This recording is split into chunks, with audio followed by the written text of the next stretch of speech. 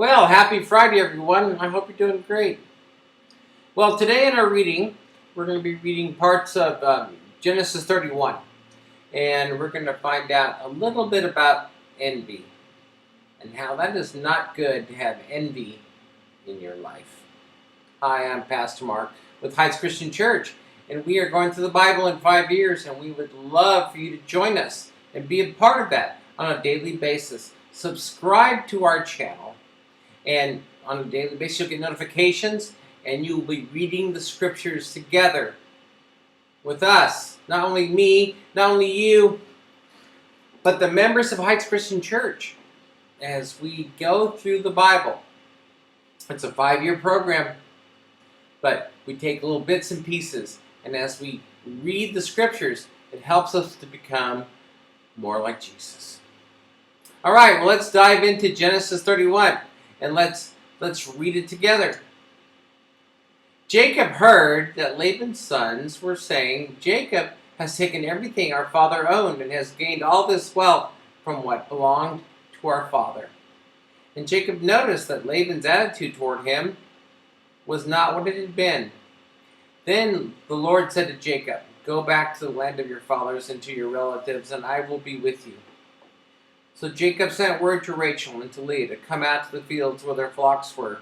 He said to them, "I see that your father's attitude toward me is not what it was before, but the God of my father has been with me. You know that I have worked for your father with all my strength. Yet your father has cheated me by changing my wages 10 times. However, God has not allowed him to harm me. If he said, 'The speckled ones will be your wages,' then all the flocks gave birth to speckled young. And if he had said, 'The streaked ones will be your wages,' then all the flocks bore streaked young. So God has taken away your father's livestock and has given them to me. In breeding season, I once had a dream in which I looked up and saw that the male goats mating with the flock were streaked, speckled, and spotted. The angel of God said to me in the dream, 'Jacob.' I answered, 'Here I am.' And he said, 'Look up and see that all male goats mating with the flock are streaked, speckled, or spotted. For I have seen all that Laban has been doing to you. I am the God of Bethel, where you anointed a pillar, and where you made a vow to me. Now leave this land at once, and go back to your native land.' Then Rachel and Leah replied, 'Do we still have a share in the inheritance of our father's estate? Does he not regard us as foreigners? Not only has he sold us, but he has used up what was paid for us. Surely all the wealth that God took away from our father belongs to us and our children. So do whatever God has told you.' Then Jacob put his children and his wives on camels, and he drove all his livestock ahead of him, along with all the goods he had accumulated in Padan Aram, to go to his father Isaac in the land of Canaan. When Laban had gone to shear his sheep, Rachel stole his father's household gods. Moreover, Jacob deceived Laban the Aramean by not telling him he was running away. So he fled with all he had, crossed the Euphrates River, and headed for the hill country of Gilead." Well, there's much to be said about Jacob and his dream. And God has told him it's time to go back to his home country where his father is. But I'd like to look at Laban's sons, and Laban, for that matter. Both of them suffer from envy. They are envying that God is blessing Jacob with wealth, because whatever Laban decided to do with the goats and what would be the pay, the wages for Jacob, those were the goats that were born. So God is using, even though Laban is changing his tune every time to see, these are actually wages that Laban is paying Jacob to take care of his flock. And so this is not something that Jacob, he's not stolen. He's not usurped it. He has just been an obedient employee. But because of that, the wages that he's getting paid, God has blessed him. And because of that, specifically, Laban's sons and Laban himself are seeing themselves as being mistreated and that they are envious of what Jacob is receiving. Let me tell you 3 things about envy. Envy, first thing, it distorts truth.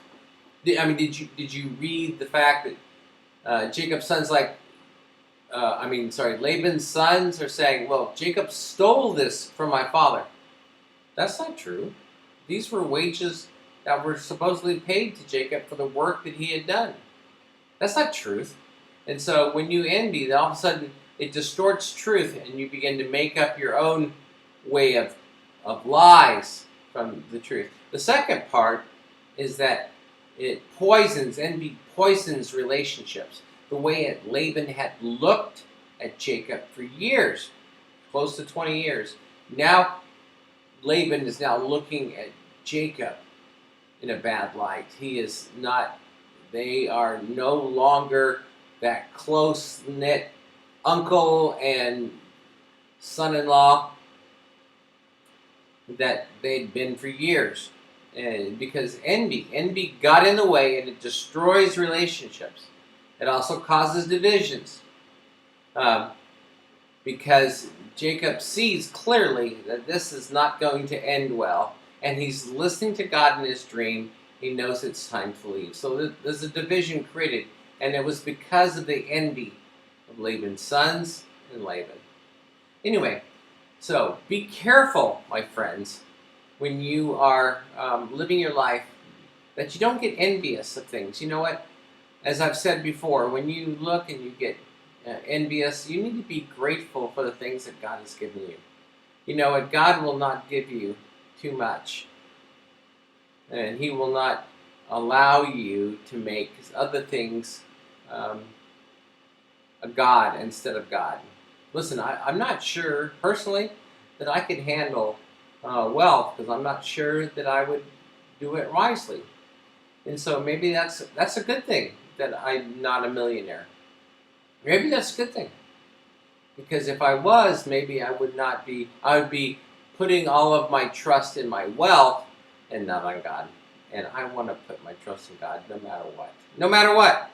Anyway, those are my encouraging words for you. I hope you have a blessed day, and we will be talking to you on Saturday tomorrow.